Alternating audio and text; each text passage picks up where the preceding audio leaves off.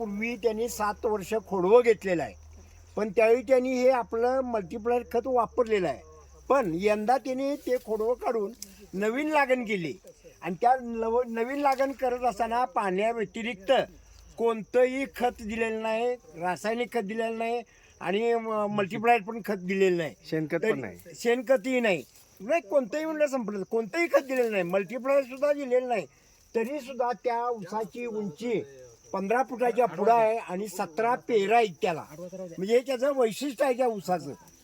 आणि उन्हाळ्यामध्ये पाणी कमी पडलं. आणि त्यांच्या भागात उन्हाळ्यात हा दुष्काळ असतोय आणि पावसाळ्यात तर पाऊस नसतोच, पण तो चुकून लागलेला पाऊस आहे त्याच्यावर एवढा त्यांचा ऊस आलेला आहे. हे त्याचं वैशिष्ट्य आहे. या वर्षी या भागात कर्नाटकाच्या ह्या सगळ्या भागात सगळ्याच भागात दुष्काळच पाऊस आहे. नव्हता. पाऊस फक्त 2 वेळा थोडा ते म्हणतात मॅडम अगदी हा, तो तुरळक झिरमट जो पाऊस पाऊस पडलेला पडला आहे. त्याच्यावर हे पीक आलेलं आहे. म्हणजे ह्याच्या अर्थ की पूर्वी मल्टीप्लायर खत जे घातलेलं आहे